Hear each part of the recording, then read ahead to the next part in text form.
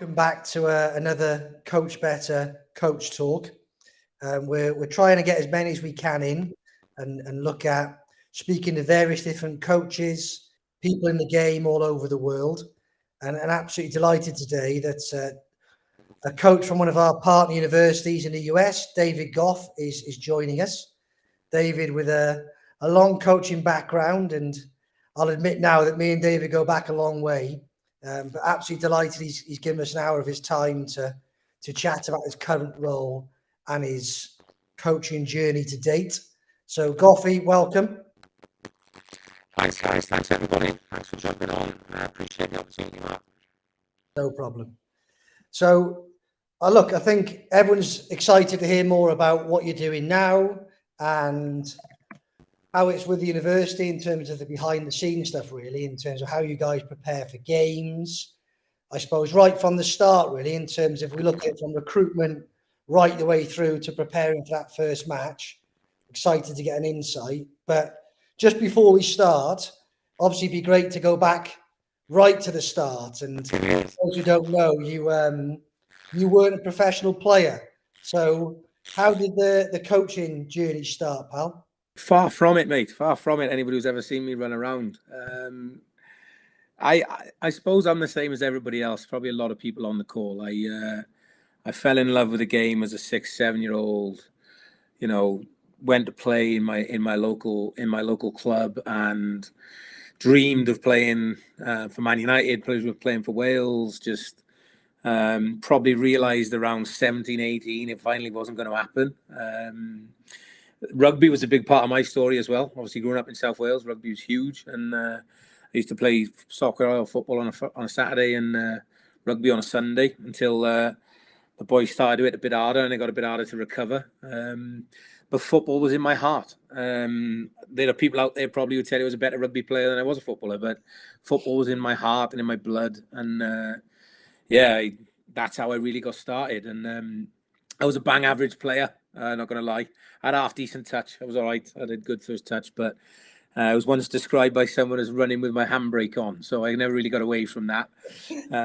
We played in a couple of charity matches together, and I might have been slightly better than you were, mate, but certainly had a bit of a better technical range, perhaps. But bang average player, loved it. Immersed myself in it. Football's been part of my life every day since that kind of decision, and that's how I got started, really. Yeah. Well, look, let's call a slightly different player, shall we? Let's leave it at that. Well, you were a defender and I was a forward. So yeah, let's leave it at that one. But and then what about the coaching pathway then? So you decided that playing was not going to work out for you. Where did it start? What was your first session, and how did that initial journey go? And what age? I don't know if this is the same for a lot of people, but certainly for me, this is how it worked. I can pinpoint the exact moment. It was year 11, they called it. It's last year of secondary school, high school. And it was actually a school session out on the rugby field with a rugby development officer from the WRU, from the Welsh Rugby Union. And this guy walks onto the field in a Wales tracksuit. And he wasn't a coach, he was a development officer. And I thought, wow, what's that? Like, this guy's not a player. First time I'd ever seen anybody who wasn't a player in a full tracksuit. And he had a full-time job working in rugby for Wales, developing the game in the domestic game. And from there, it sparked my interest. Well, is there a football version of this? And obviously there was. And, that was like a 16, 17-year-old kid. I went straight back home to my local YMCA, Aber Valley YMCA, where I owe everything to, and basically said to them, does anyone here know how I can get started as being a coach? And they paid for my first ever coaching license, the Football Leaders Award. Well. I do. We both ended up delivering that course a few years later, didn't we? But among others. But they paid the $40 or $60, whatever it was, for my first course. And I became at 18 years old, I became the coach of the Aber Vikings under-9s football team. And I loved it. Once a week, up the YM, coaching these little kids while I was still playing. That's how I got started. That was my first ever coaching sessions. That was my first year of coaching. It must feel like a long time ago now, mate. It was a long time ago, yeah. Exactly. And then I suppose the breakthrough role, and correct me if I'm wrong, was probably with Cardiff. So, you know, when their time championship then, looking to get Premier League, would that be fair? Yeah. So I got I worked. I was very fortunate, much like yourself, mate. Came up through the Welsh FA system, working for the Football Association, various different roles, mainly coach educating and just being party to all that. And really at the time, I don't think either of us probably knew how lucky we were, the people we were around, the things we were doing, the sessions that we were sitting in on, just running around collecting balls on the A license, just lapping up everything possible. And after a period of years of that, the best apprenticeship you possibly could get, I went to Cardiff, and I think it was 2011. So I'd have been about 10 years in at this point. And I got a part-time under-15s role in the academy in the evenings. It was 2-3 evenings a week. Yeah. And that's where I met a guy called Neil Ardley, who was the academy manager at the time, a former player. And Neil ended up appointing me as assistant under-18s coach 2 years later, or a year later. And I did 2 years full-time in the apprentice program at Cardiff City. And that's when I really got on the grass every single day and learned about, you know, what it was to be a coach, to deliver, to plan, to prepare, to evaluate. And it's really an interesting time in my career, really, where I started to kind of turn into this individual development coach, if you like. And that really, it was by necessity. It wasn't out of choice. There was some fantastic staff there at the time. Obviously, Neil started as academy director. Wonderful coach, mentor of mine, a guy who got me started called Lee Skirmo, I know you've worked with as well. Skirmy was I think he's at the FA now. I'm sure he's with the successful under-17s team that won the World Cup. He was the football development officer in Merthyr, and he was also the youth development coach at Cardiff City. I was the assistant coach. So Lee would do a lot of the coaching. Neil, as a former player, would do a lot of the coaching, and that kind of left me to carve out this niche of working with smaller groups or individual players on times. So it started out like that, really, and it became a career path for me, I suppose. Yes, such a good example of, I suppose, for any young coach realizing that very difficult to get the top job straight away. So I think what you've done incredibly well there is you found a little niche within the organization, within that coaching unit, on where you could add value and show your quality. And then how did that look? I mean, how did you go about? So you decide that I want to try and support individuals on a more consistent basis. How did that then go from that thought to the actual reality of it being delivered? A sprinkle of inspiration from a wonderful man who I hope we can talk a little bit about. Neil left to take a manager's job in the Football League, which was his want, and always going to be his path, because he was an unbelievable football man. He was always going to be in a first team environment, and he did a phenomenal job at Cardiff City at the time in taking that academy from, you know, what it was very good then, into kind of the EPPP professional era that we know now. But his journey was to go off into professional football, where he'd spent most of his life. When he did, a guy called Dick Bate came in as academy manager. And as sad as I was personally to see Neil leave, because he'd given me my start and I really kind of took to Neil, Dick Bate was, you know, a consummate 40-50 year pro already in coach education, coach mentoring, and a world-renowned name, expert in youth development. So a few conversations with him, and, you know, I'll never forget his first day in the job. This is back in the day of DVDs. So he came in and dropped 3 DVDs on my desk. One was Riquelme, famous Argentinian player some people might know. And another one was of Luka Modric. And it basically asked me, you know, what can you do with these? And I didn't want to say to Dick Bate, I don't know. So I said, well, give me a day and I'll let you know. And he walked out. And I think it was a little bit of a test, but also a little bit of a, you know, he was like that. He was generally interested in what people could do, and inspiring people to go on and do things they didn't even know they could do themselves. So that's how it began, really. I started looking at Riquelme, Luka Modric. I looked at them for the first time. I looked at a football match at just one individual. Yeah. It's quite common now, but back in, you know, 2012, 13, it would have been innovative, I should imagine. And I used whatever software I could lay my hands on to clip every time Raquelme touched the ball once, every time he touched it twice, every time he touched it 3 times or more. And in the process of doing that and looking at Luka Modric and his awareness and anticipation, I began to carve out a lane of, hold on a minute, there's an individual contribution here to the collective, which is then contributing to the team. And that was really the start of it. That was really what I didn't realize at the time, was that was going to provide a niche career for me in a lot of ways that led me all the way, like you said, to England and the World Cup and everything else. Yeah, definitely. It's interesting, those individual tactics within the team tactics. What would be like a practical example? So from those clips, if you can remember, let's take Modric as I suppose a ball playing 8, ball playing 6, for want of a better phrase. What would be the type of messages you took from watching that? And then how did that detail actually transmit to the player? So you've got all this complex knowledge in your head. You've got a player in front of you who fits that ball playing 8, ball playing 6 profile. How does that translate to them then in terms of the initial conversation on the grass and that journey then? Initially, it was very conceptual in my head. And I like with a lot of insight. I've read a little bit about insight over the years. It's something that excites me. And, we all kind of feel like insight is it's called the aha moment, isn't it? Where suddenly this thing hits you and you're like, oh, aha, I know the answer, eureka and all that kind of stuff. It's actually it's much more of a scientific process than that. It's a lot about preparation and being primed to get to a decision. There's a lot of this you see in the medical field and in other professionals, like when police officers and pilots are being trained. You see a lot of this stuff, that they make great decisions under pressure, and they've been trained, especially in the medical field, to make those decisions under pressure. At the time that I was in that frame of mind at Cardiff, I was going through just been through my A license. So I was like, 2010, I kind of passed the A license, and I was like, well, what am I going to do with it now?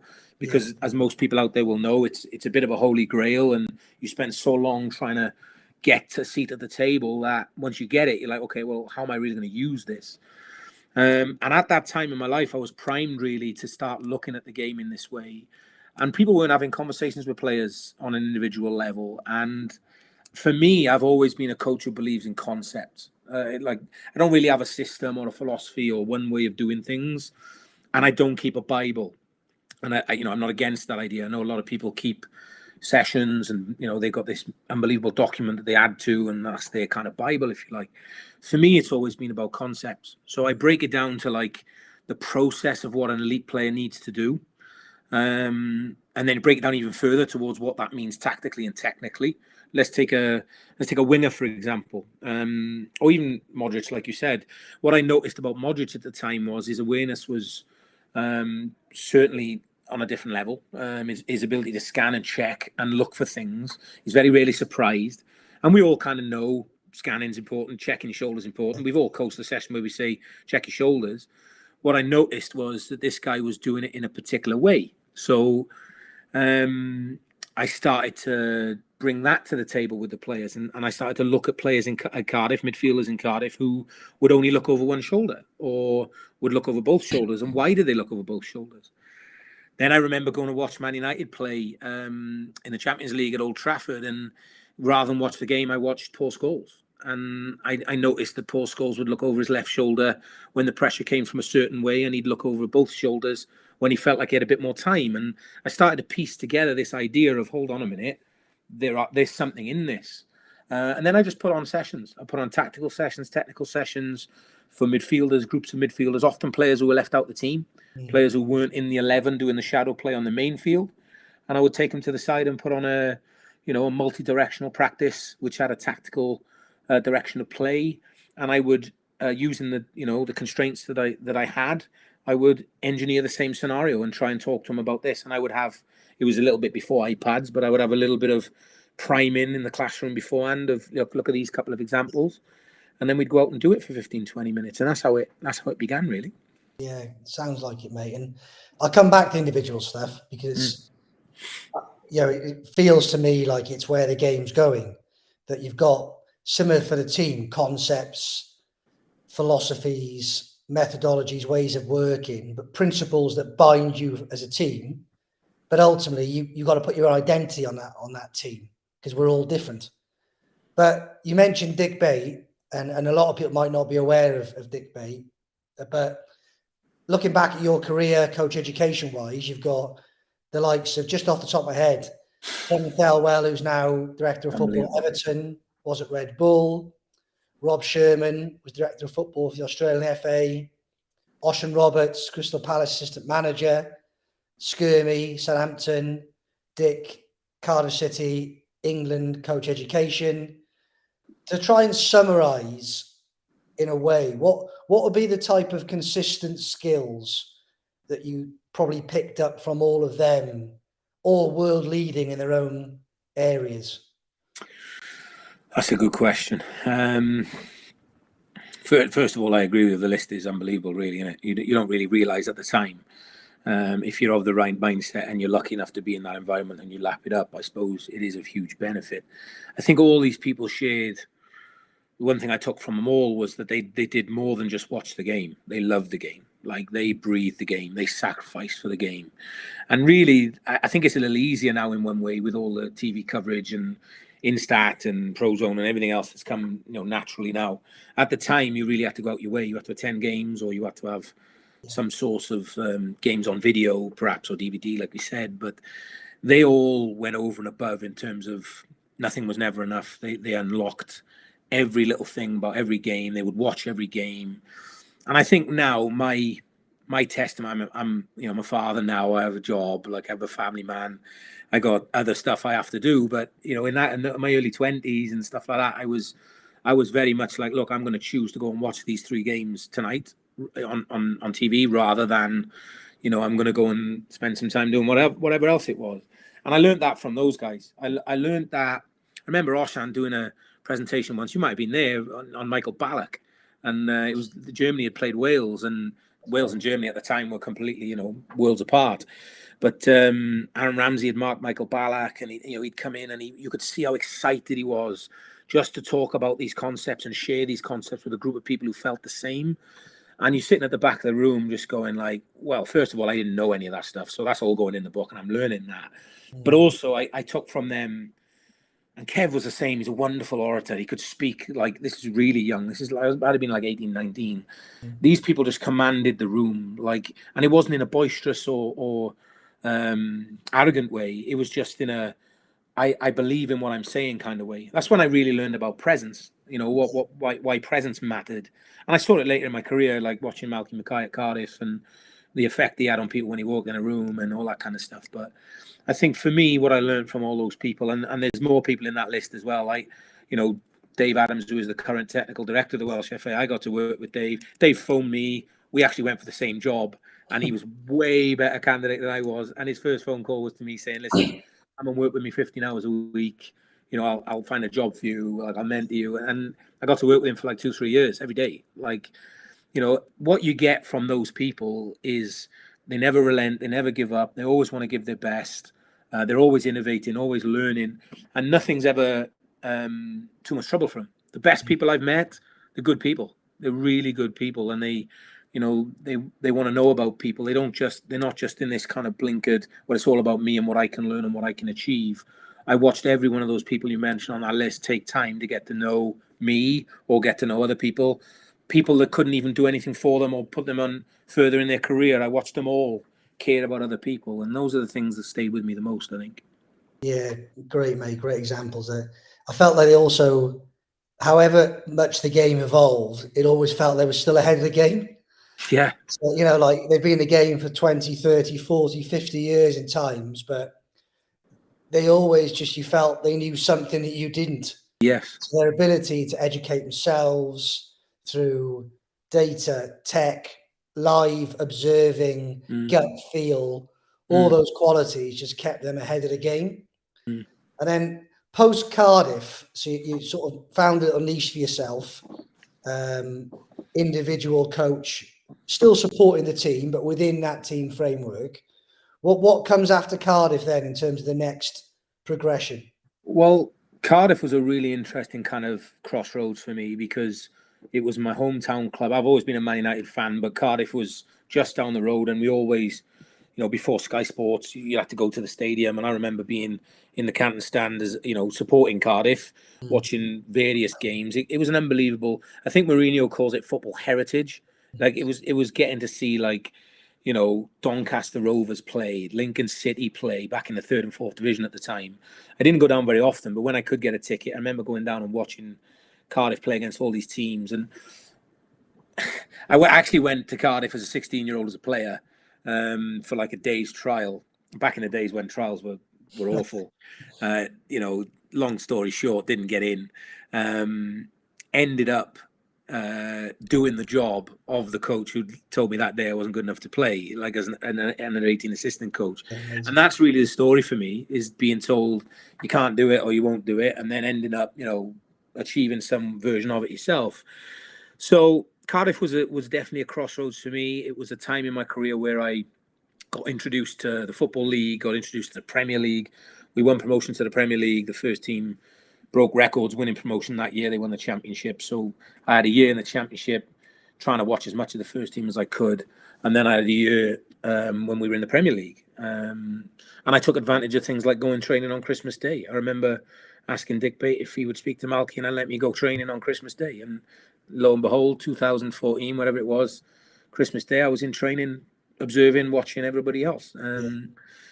Just trying to live that football life and see what it was and see whether or not that was going to be my next step and all that kind of stuff. But yeah, it was, when you look back now, it was a phenomenal opportunity, one that, I'm very, very proud of. But it also, when I met Dick Bate and he started to sit down one day at dinner and say to me, listen, what are you going to do in the future? And I was like, well, I'm a Cardiff Dick. I'm from Abertrudu. Like, this is it. This is unbelievable. Like, he's like, well, why don't you think about America? Why don't you think about learning Spanish and going to work at Real Madrid? And that's something I've always wanted to do. But honestly, I said to him, like, man, I'm from Abertrudu. Like, why would I think of that stuff? And he was serious. And lo and behold, here I am 10 years later, working, living as a professional soccer coach in America. So that was the conversation started all, really. And then to skip forward to probably the time we probably spent our most time together with the England women's team from probably 2013 to 2016. Yeah. Just want to get into the nitty gritty really of your role, because I think it's a really interesting one. And we probably summarize it as an assistant coach, but then with a real focus on the analysis side and the individual development. And I think it'd be great for everyone to listen about how a training session would look with you having an individual focus on it, as well as that team focus. I think a lot of coaches look at it and go, you've got that one person delivering the session, but you look at a co-coaching agreement or a co-coach, how they work together. I think there's probably some great insight around how you manage to create a motivational climate and some real detail for individuals within a team training session. Yeah. Well, again, and I think, you have to take a lot of credit for that, mate, is the reality of it, because these roles didn't exist. Like they kind of do now. I think a lot of Premier League clubs have individual development coaches, and, it's a lot more commonplace in 2022 than it was back in 2013, 2014. And I think, as with anybody in a kind of a assistant coaching role, it always depends on the vision of the head coach and how much, contribution you get or how much you work together and stuff. I'm very fortunate in my role here now in Oklahoma with that. I work with unbelievable people here. The head coach, Mark, was a head coach of US soccer, the under-17s national team himself, worked with the 20s. Like it's probably been since my days with England that I've been in that environment again. And I'm glad to be back here now. It makes such a huge difference. But what you're really asking there is, how do you actually get these concepts and these principles to come to life on the pitch? How do you actually go from the, in your brain to actually having a player practice something, understand something, and ultimately perform better? So I think there's a lot of planning goes into it. Think of the amount of hours now we would sit down or share ideas, you and I, whether it was via WeTransfer or, a text or an email. Have you seen this? Look at this. And at the time, I remember thinking like what Klopp was doing at Bayern, what Simeone was doing at Atletico, and it was a constant thing. It was a daily thing, you know, of sharing ideas and, you know, eventually then kind of, right, let's grip some of this. Let's grip a 20-second clip or grip a half of football. Let's turn that into a concept. And then once we had the concept, it's then about, you know, tactical periodization, using planning the time that you have with the players, which for an international camp, as you know, is limited. And that's kind of the interesting side. There'll be people on this call today who have different challenges. You know, they might want to play a certain way, or they might have players who are capable of certain things. But if you're in a professional environment where you can pick pretty much what you do Monday to Friday and you only play once a week, then you have certain things you can and can't do. If you're playing twice a week, Tuesday, Saturday, that changes. The college environment here in the US, we play Thursday, Sunday. And obviously their education comes first. So we have to work around all of that stuff. So an international camp is a great time and place to do a lot of that learning and a lot of those sessions, but also very difficult when they've played Liverpool versus Man City's played on Sunday, and you know, they come in on Monday and they've been kicking lumps out of each other. And this is where I think, you know, you were really good and we were really good. I remember you constantly talking to the players about take off this club hat, put this England hat on, and now really start thinking about the types of things we need you to do as an England player, because we've got to catch up to US or Germany or Japan or whoever it was at the time, you know. Specifically how it went on the pitch was you would lead a lot of sessions, or you'd let me lead sessions, whatever, you know, the main focus was.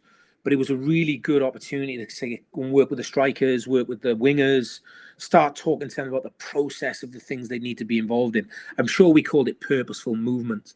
I think I came up with a document once of purposeful movements that I thought, well, look, if our fullbacks are doing this and if our midfielders are doing that and our strikers are doing this, we're focused on those purposeful movements and seeing those repeatedly throughout the game, because they can be observed from the dugout, as opposed to trying to affect the result or control the result, or, you know, eat the elephant whole, if you like.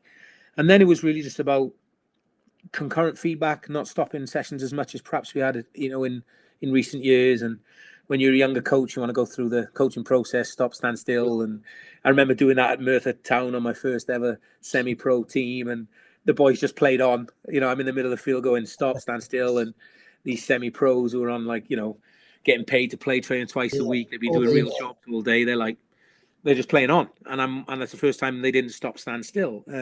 So you learn lessons like that. By the time you get to elite level, you're conscious of that, and you frame the message slightly different. But really, it was about individual, you know, unit work and process-driven movements and decisions that the players will use, and then standing back and letting their talent take over. Because, you know, there's nothing I'm going to teach Alex Greenwood about how to ping a ball, like some of the best technique you've ever seen. So really, it was just about putting Alex tactically on the pitch in a place where she could deliver, or play a forward ball or deliver a cross, and getting out the way and letting her do it. You know? Yeah, it makes sense. Did a great job. I think it'd be good for probably everyone to hear. I always felt the best example of the incredible work you did was with Jodie Taylor, who, for context, hadn't made an international appearance until she was in her late 20s. First call, I think, when she was 28. Scored one goal in a World Cup in 2015 and went on to be the top scorer in Euro 2017 with the Golden Boot. So I think it'd be brilliant for everyone to hear around, like, the maybe details of how you refined and worked with her to really bring out the best of what she could bring to the team.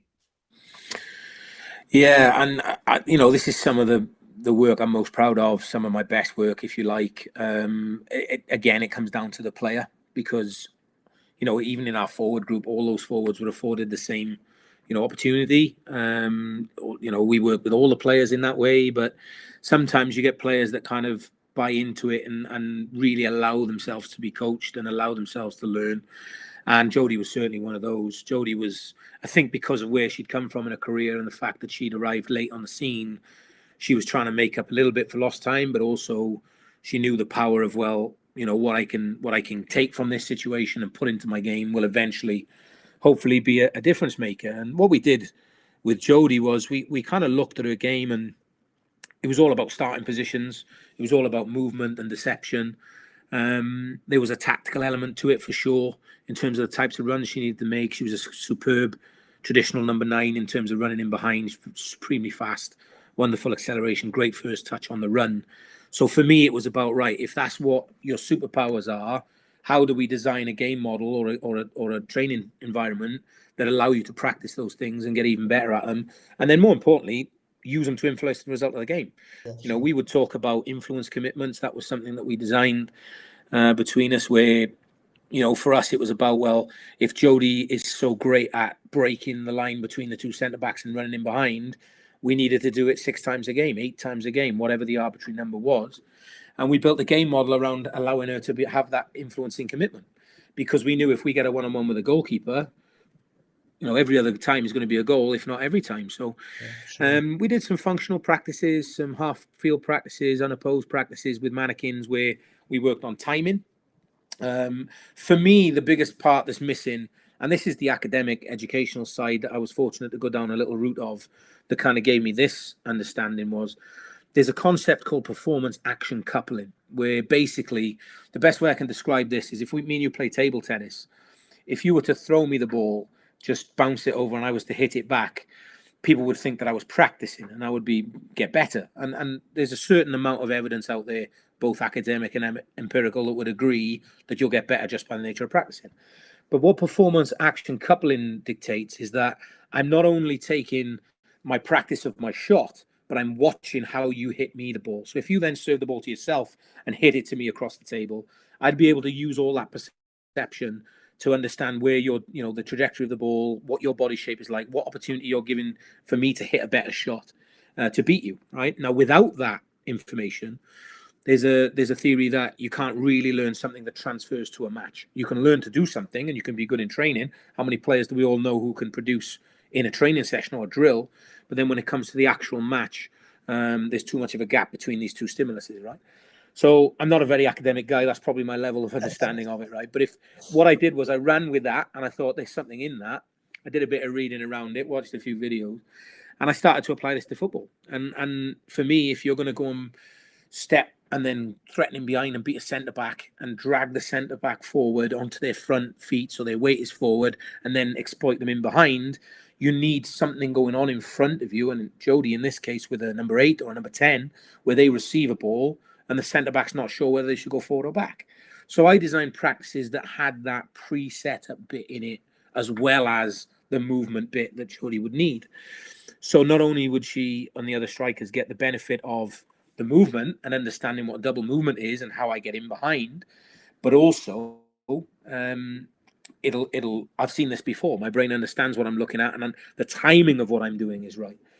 And I think for Jodie, one of the things that set her apart in 2017 at that Euros, you saw some of the goals she scored, her timing was impeccable. People didn't know where to run with her, when to run with her, how to start with her, how to stop with her.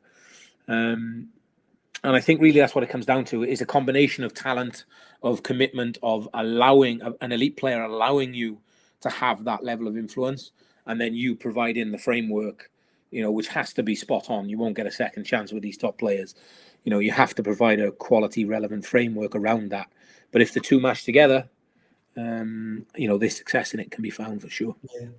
No, such a good example and good insight in terms of how I think a lot of the time we can just put a session on generically for the group. So imagine we play an 8v8 game, but how you can manipulate constraints for individuals within that practice, set little individual targets and challenges, and observe an individual rather than a whole, can just add that huge motivational element and that repetition, as you put it. So actually, without them knowing it, they're repeating those positive actions over and over again on the training field through design. Exactly. That's the key, through design. And for me, if I've had any success in my career, it's been in the theory that the training environments you provide a better link of transfer to the game.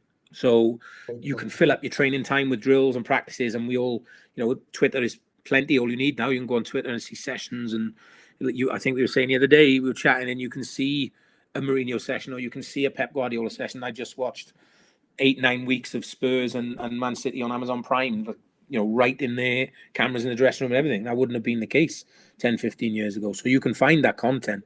But what you do with that content, rather than just replicate it and throw it back out as you've seen it, you have to apply a bit of what makes you you. You have to apply what's important to you. And, you know, everybody on the call will have a different journey and a different focus, different insights. For me, that's all I did, was apply it to the things that had piqued my interest throughout my career. And I ended up, probably before the curve, I ended up talking a lot about emotional intelligence and a lot about framing, which is a classroom technique. You know, you think of any of our kids in school, they'll be hit with a 10-minute teacher-led, this is what a concept is, and then they'll have a go at it, and then at the end they'll do some kind of summative or formative assessment. And we think that soccer and the classroom are two separate things, but they're not. You know, we can take lessons from that. We can apply it in our coaching methodologies, and ultimately, then you revisit what they do in classes in elementary school, especially, as they revisit that lesson for 10 minutes afterwards. I learned that studying a PGCE, a teaching qualifications for post 16 plus, because, you know, when I was with the FAW and thinking, well, I want to know all the technical tactical, I also felt, well, I'm going to need to know how to deliver this to people as well, and how to teach. So I went off my own back and in the evening studied to become a qualified teacher. And I started to mash these two ideas together in a way that I thought would fundamentally one day, when I'm stood in front of, and it happened to me, it actually happened to me. In 2017, when I came to America, I was very fortunate to start working with FC Kansas City, which was a franchise team that moved to Utah and is now back in Kansas. And I had, quick, long story short, I was working with the manager, Vlatko Andonovski, who is now the US women's national team manager. Unbelievable year of experience again. But I'm in a high school training setting where we trained. We didn't have a training complex. We trained in a high school. And I'm sat there at a screen delivering my feedback to a centre-back. The centre-back is Becky Sauerborn. And I'm sat in this room, and there's a moment where I kind of pinch myself a little bit and go, this is what the preparation was for. It wasn't so much about being a tourist. It was about being, well, this is why I did all that work in 2011, 12, 13, 14, 15, Sure. to be around players like Jodie and Becky and others, where you had something that they wanted to listen to. And if I've had any success, it's been because they obviously felt at some point some of it was worth listening to. Definitely. Maybe not all. It shows, doesn't it, how much, you know, that overnight success phrase, how much work goes into getting in those rooms, but then when you're there, being able to deliver based on all the hard work and experience. And 20 years. Fast forward, mate, in terms of your role now. And let's get stuck into the university college soccer system. Just give us an overview of like what would a normal week look like for you and Mark as the lead coaches? Sure. I think our biggest constraint in college soccer is, I call it constraint, but really the thing we have to think about the most is the students. They're student athletes, so they're here to learn first, and they're doing degree programs, 4-year degree programs. Pretty much in the academic year, for a semester of about 16 weeks, they go to class every day. And if they're not in class, they have projects to finish and thesis to write and all that kind of stuff. Yeah. So we are very fortunate to be at a school. It's not the same for every school in the country. We're very fortunate to be at a school which has unbelievable resource, you know, unbelievable joined up thinking in terms of how student athletes can be best prepared and perform, because to be at the University of Oklahoma is a big deal. Like our American football team, I call it football team, our American football team is one of the most successful football teams in the country since the post-Second World War era. OU Sooner football is an institution. It's a religion to a lot of people.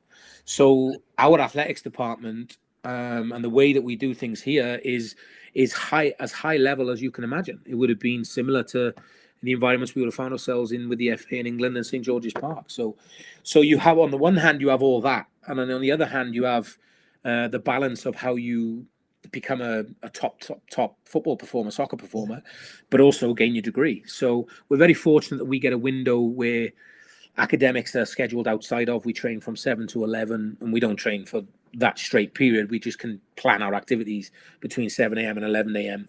so they don't conflict with any classroom or academic commitments. So that's the biggest thing in terms of periodization, is how we prepare for 2 games a week, Thursday, Sunday, for 2 months of the year, because our season really is only September till November. And then, as with everything else in the States, it's all about the postseason, get into the tournament, qualifying for the postseason tournament, and then as a result of doing well in that, qualifying hopefully for the, what a lot of people might not know around the world is the NCAA tournament, which is the governing body of all of student sport.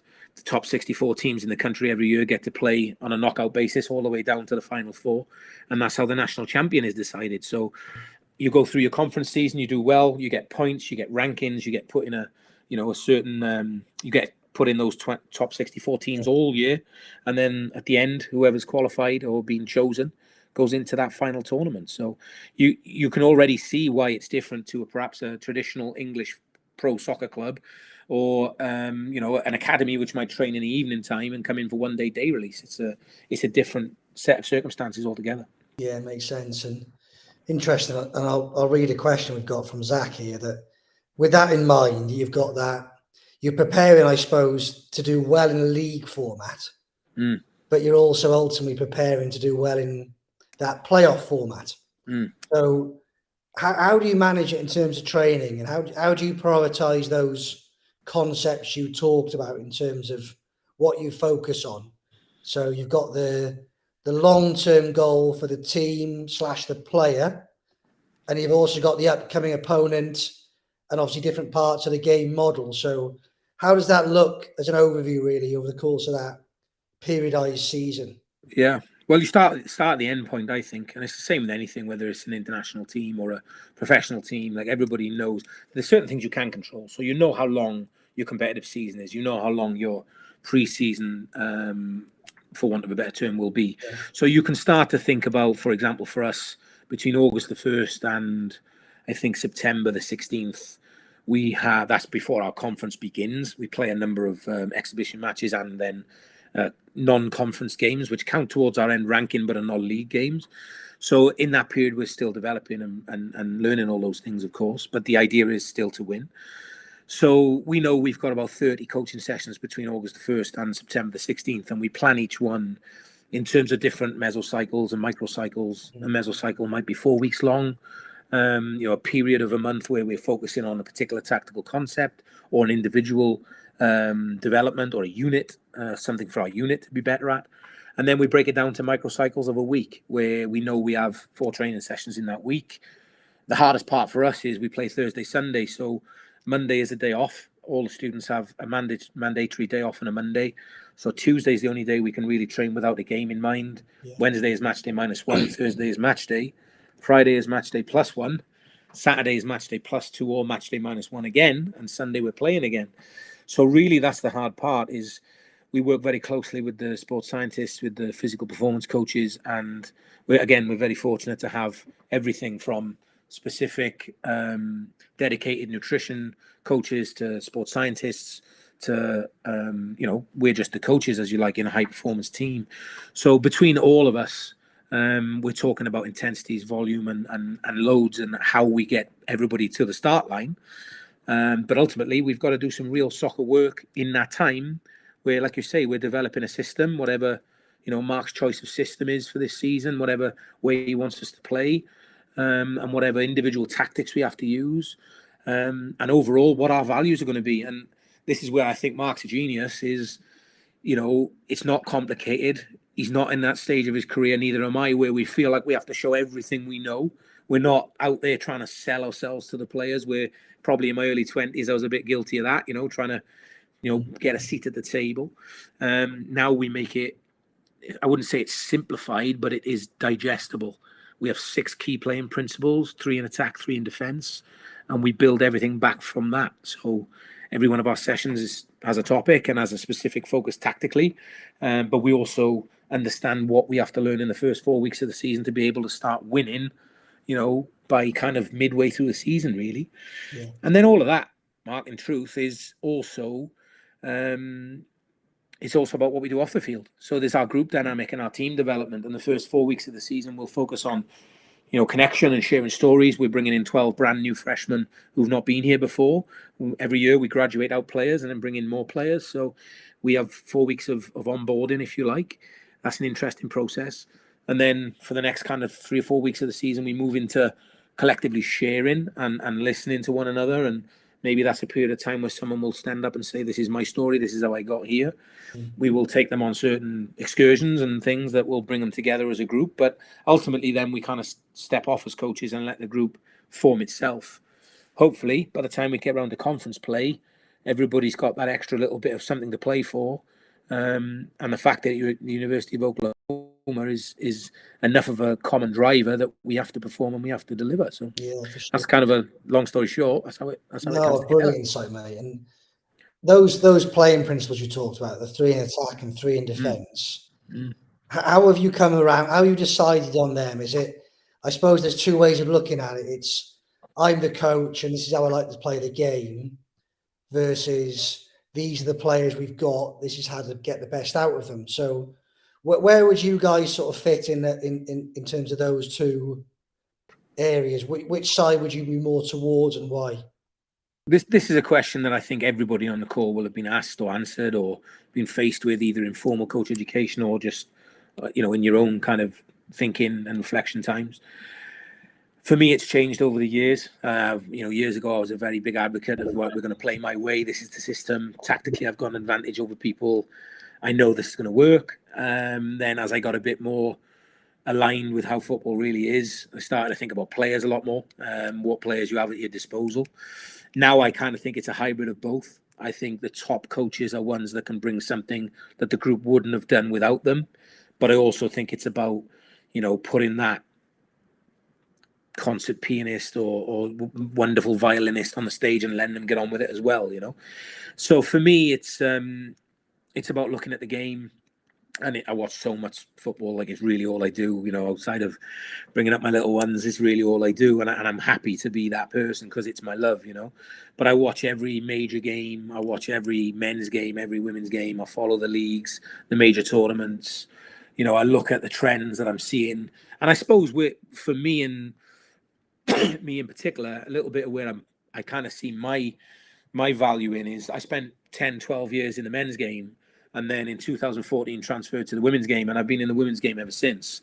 So I think when you read about the history of the women's game and what the women's game has become, and certainly the change it's gone through in the last 4 years, never mind the last 10 years, I think it's always been a fight for a seat at the table, or a fight for equality, or a fight for really just, it's not about like men and women. It's not about what men do, what women do.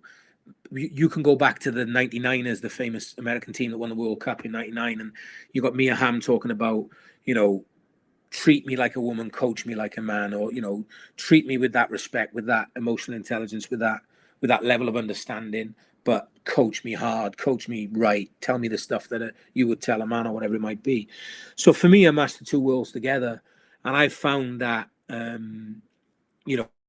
when you have these playing principles, if you keep it to kind of easily retrievable information under pressure, because that's what it is. If you've got 40,000 people in the stadium screaming at you, or even if you're in conference play and it's a really important game against, a really important college, you've got to be able to retrieve this information under pressure. So anything more than 3 or 6 principles, you're going to be very difficult to stay on track. Now, it sounds simple to say only 6 principles, but you can imagine the work that goes in behind it, from a team point of view, a collective unit point of view, say the midfielders, and then an individual point of view in terms of whether I'm a 6, an 8, or a 10. Each one of those frameworks is built with a scaffolding of individual meetings, individual video feedback. One of the best things that Mark introduced this year with us is we used to kind of just get the players in, do an hour of video, look at this, look at that. I'm pretty good at that stuff. I can do that kind of stuff. But Mark was like, look, why don't we do individual voice notes? Why don't we record the screen and then use our own voice to portray the wants and desires behind what we want the players to do? Because they're going to feel our passion. They're going to feel our excitement. They're going to embody then why we're asking them to do what we're asking them to do. And we're not giving them video saying, look at your shot, it was terrible. We're saying, look at this opportunity where if you'd thought first and moved now, hypothesize what you could have done in a few seconds' time. And when you're talking about the way we're talking now, you can get excited by that kind of stuff. And I think that's an area where we've got really good, where Mark has led us to, and ultimately, which allows us to have only 6 game principles and not have 45 slide presentations on how our team plays. Because quite frankly, even elite players, I'm not sure they need that level of scaffolding, Yeah, for sure, mate. And I suppose without wanting to give anything away, if we took one of the offensive principles, Yeah. would you mind sort of giving us an idea of how you might, one, what it is, and two, what would a training session look like if you were trying to develop that one principle, for example? Yeah, I think so. That micro cycle, macro cycle month where this might be a focus for it. So in our tactical periodization model, I'll take we have a concept called let it fly, right? And that's one of the three. And for me, let it fly embodies all the connotations around the actual words. So when you say things like let it, there's a surrender, there's a you're allowing something to happen. When you say things like fly, you're opening up the world to, things that are in, there's no limit. There's no limit to the sky. You can literally fly anywhere you want, type thing, right? And let it fly means is really about shooting, right? And if you go back to our C license days when we were learning the C license and then delivering the C license, you think about the key points of shooting and everything we learned then. And again, you talked earlier about OSH and everything else. The mechanics of shooting. Actually thinking about what it takes to shoot a ball in terms of angle of approach, where you put your arms, where your non-kicking foot goes alongside the ball, which part of your foot you use to strike. This is all knowledge you have to have as a coach. Like, you can't just go out and make it up. You have to have a level of base knowledge. But for me, it's in opening of the hips, it's in striking with the laces and following through in the direction of your target. There's an element of the women's game for sure where even talented players won't allow themselves to let the ball fly. And you see it even in the pros. There's a fear there of, well, what if I miss? And especially I found this in the women's game. A lot of the men's game, they miss and they go, they blame someone else. So they'll have a shot from 20 yards, no one else around them, and they go, that was your fault, But in the women's game, they don't do that. They take it upon themselves. They take it to heart. So really it's about changing the mindset to say, well, look, if you make a mistake doing this, it's on me as a coach, it's not on you. And it does come back to psychological safety, Mark. You can't scream at that kid every time they have a shot and they miss and expect them to let it fly. There's times when our players get in great positions and we're in the dugout watching and we think this is going to be a goal, and then they don't hit it right. Well, how do you react? What do you say next? Because what you say next will dictate far more. And I think it was Pep Linders who said this. The 5 seconds after the event, far more important than even the week leading up, because that's what a player thinks and remembers.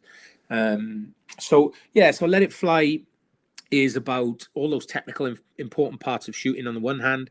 It's also about the tactical element of how you work yourself space to shoot, the movements you'll have to do as a 9 in order to create space, the movements you're going to see. And you see more and more now midfielders and wingers coming inside and playing as 9s. You only have to think about the improvement that Luis Diaz made to Liverpool. You only have to think about Phil Foden and his evolution. You only have to think about players like Kristen Press, for example. Like, Kristen Press is one of my favorite players in the entire world. Like, I don't think there's anything she can't do, and she's again in the league now this year, ripping it up in terms of the different things that she can do with and without the ball. So these kinds of players, I think, are not controlled by that fear.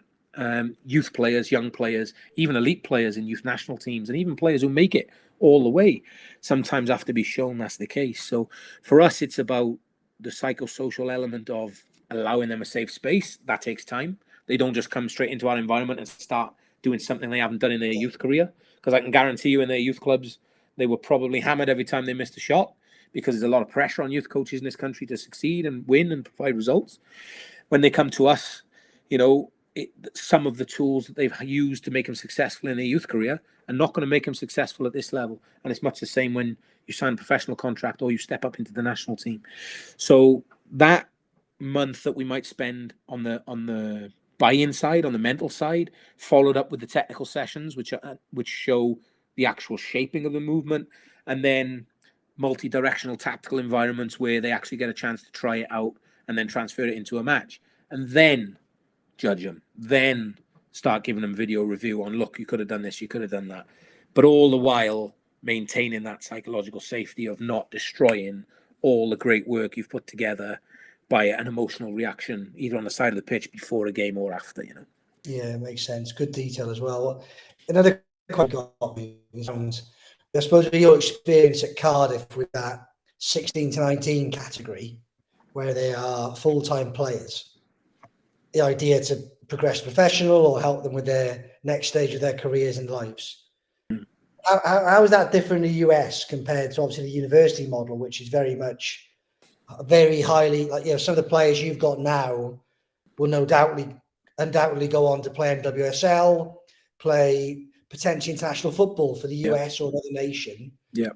How do those two models work in terms of the benefits of each from your perspective there? Well, first of all, I spend most of my time trying to find out if they've got a Welsh grandmother or grandfather so they can qualify for Wales. But once I've done that, I get back to the serious work. How do we do it? We will undoubtedly have the first professional players come through the University of Oklahoma in the next 2 to 3 years. Of that, I have no doubt. How do we do it? Tell me again. Ask me about what do you really want to know? I think it's just interesting to get that. So in the UK, it feels like there's a big focus on professional clubs, getting into the first team, full-time players, push education to the side. Whereas obviously in the US, it feels like a lot of those elite players are going through the education system until a slightly older age and then moving in professional ranks. I want to try and be specific on this one because it's important. It took me a long time to get my head around it because it's completely opposite, right? In the past, the view was very much, well, I get into a football club, I won't worry too much about school, and I'll be a pro, right? Yeah. So many people failed in that, and they had a lot of problems in later life because they had no formal educational backup system. Now, that's getting better in the UK, I know. There's a lot more care around players who leave football clubs and everything else. There's a fantastic degree programs. I was part of one at the University of South Wales myself, where players who come out of clubs can study either online where they are in their towns, or they can come to the university and actually do their coaching badges and gain a degree, right? So there's those programs for a start. In the US, completely different. You could be at a youth club from 7 to 17, and then you leave. There's no first team to play for. You go to college. That is how it works. People start thinking in the US, like when people are born, how are we going to pay for college? When are we going to go to college? And with people's alma maters, where their parents went, some people have real ties to certain institutions. It's very much a family thing to follow in the footsteps and go somewhere your parents went, or choose a different establishment but still go through higher education. Now, some of these kids are really talented athletes, Olympians. You think about us here at the University of Oklahoma. We have, I don't know how many, probably over 40 Olympians in Team USA that went to the last Olympics from the university. So the gap between elite sport at top universities and even elite clubs back home is not as big. You can be in an under-18 team at Cardiff, like we were speaking about, but still feel a million miles away from a championship winning first team. Whereas you could be a freshman student or a sophomore student here at the University of Oklahoma, and you could be on Team USA competing at the Olympics. So it's a different mindset. I think it's a better mindset in a lot of ways, that they put their education first. But they also back it up with unbelievable resource and unbelievable coaching. Coaches like me are brought in from all around the world, not because I'm special, but because I've come to this country and have experience and have qualifications. And those are the kinds of people they want coaching the talented players. It isn't just about anymore saying, well, I fancy coaching, so I'm going to take this Olympian and take him to the top. Now there is an element of tacit knowledge and old school values that I think need to remain. We see that in all kinds of sports. We have 17 to 19 different sports here at the university. Soccer is just one of them, so we get a big chance to spend time with those coaches, learn from those coaches. Our softball team just won the national championship 2 days ago. Patty Gasso, who is our softball coach, is world renowned as a female coach of softball and just as a general youth development coach leader. So I think I look back at my times there at Cardiff and, I stopped short of apologising, but I wish I'd known a bit more at the time. I wish I'd done a bit more. Wish I'd done a few things different for those boys who went through that. And I still speak to a couple of them now. They still kind of send me a message, let me know how they're doing, which is great. But I think we know so much more now about what we're doing in 2022 than perhaps we did in 2012 in terms of developing elite athletes. Definitely the difference here is you go to college and then you sign pro. So you go from a college to signing pro. You go in a draft system and you could be picked at any club. It's not like you're going through Blackburn's academy into Blackburn's first team, either as a male or a female. So there's different constraints, I think. They have to be very strong in the mind. They have to be used to transitioning between different environments. And I think when they come out at the end and make the draft, I think they're ready for that stuff, Yeah, for sure. And you can see why in the future a lot of your players are going to go into that process based on the level of detail you and Mark are clearly running with. Hope so. Yeah. I think look, what I'll say first, man, I'm conscious we could talk we know we can. We could talk football all night and all day, as we did at the She Believes Cup once. But look, I think it's amazing to hear like how your experience has taken you from, if you've got basically, I mean, grassroots right at the outset, working with the 4, 5, 6-year-olds from a development point of view, into the men's youth development professional ranks, across the women's side, international, NWSL elite end, and now the university program with some of the most talented young players in the country. I think I probably speak for everyone listening. It's amazing to still hear your passion. You're as passionate now as you were unbelievably 25 years ago. Yeah. About the game, about players, about improving people. So I think that's been a huge insight, mate, into, you know, someone of your experience and where you are now and the work that goes in. So thanks so much, mate, for sharing it. I like I've said before, I always take something from when we have a conversation.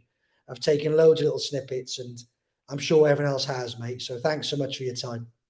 No, I appreciate the opportunity, mate. And like I said, it's thanks to things like Coach Better that, you know, these things have moved on. Like I was doing most of this stuff myself, you know, just kind of holding my phone up to a screen. When I started in, you know, doing this seriously in like 2010, 11, I had my kids running around the back of me. I used to tell them to be quiet while I record on my iPhone and get this clip that I can then download onto a phone. The software that you're providing here allows me to do it with a touch of a button and share it with players everywhere. And so it's a lot easier now than it was. But yeah, I think if it helps anybody, I'm more than happy to do it. I hope somebody's got something out of that, whatever environment they find themselves in. But really, I think when you don't have a playing background, you know, when you haven't played professionally and you haven't had that exposure, if you like, it is something that drives you on, and you do have to really want to do it. And it has to be a real, I'd say to anybody starting out in their career, you've got to really decide you want to do this, because you'll sacrifice a lot. You won't make £1 million, and, you know, you'll have days that are, you know, really tough. There's been days in my career that are really tough, you know. But there's also been a sense of accomplishment and a sense of drive and a sense of constant learning, which keeps you alive as well, you know. And I'm 40 years old. Like I've got another, I don't know, maybe 20 years out on the grass, perhaps, before I'm even considered, you know, like some of the legends of the game now are. But I think being a young coach now isn't what it was before. I think not having a playing background doesn't hold you back as such. I think you can learn from people who've had that, and the best teams are probably teams that have, you know, ex-pros in, people like you and I have come through a system, whatever it might be, different opinions, different philosophies. But wherever I've been, whatever country I've been in, wherever I've been in my career to date, and wherever I'll go in the future, it's all a question of bringing your true self, bringing your authentic self, having something to offer, and not letting anybody tell you that you don't know someone else doesn't. Like, I've never really been one to suffer with that, because I generally started off not knowing anything. And I was in a room with these people at the Welsh FA, like you said, who knew so much more than we did. So you couldn't be sat there going, well, you know, my ego's hurt. It's not. I just want to know. I just want to learn. And I've kept that with me, whatever environment I've been in. And if I can leave that with everybody, you know, matching the innovation of things that come along in the last decade that you need to learn and get on with and stay on point with, but also having in your mind that, you know, if you do the work, and if you do the you know, put the time in, and you genuine have a love for the game, you will inspire somebody somewhere at some point, you know. Yeah, great words, mate. You don't know what you don't know, as we've said. You used to say all the time. There's a lot of things I don't know, mate. There's a lot of things I don't know. I think one thing that's great, appreciate you mentioning that, is Mark, David, and Oklahoma, one of our partners, and, you know, post this call, David will be sharing some sessions with us. So keep an eye on our YouTube channel for, you know, some of the work and examples we've talked about over the coming weeks and months. But Goughy, like I said, can't thank you enough, mate. Wish you all the best for, I suppose, the remainder of the off season. Yeah. And obviously everyone will be looking now to follow your team's journey right the way through to those NCAA finals in however many months that is. Who knows, mate? Leicester had to start somewhere, didn't they? You got a few more supporters now. I hope so. Boomer sooner is our tagline. So for those around the world who don't know, Boomer sooner. Try and catch a game if you can. Good on it. No, thank you, mate. It's been brilliant. Always is. So look forward to hearing more from you. Have a great rest of the day, eh? Thanks. All the best, everybody. See you, Goughy. See ya.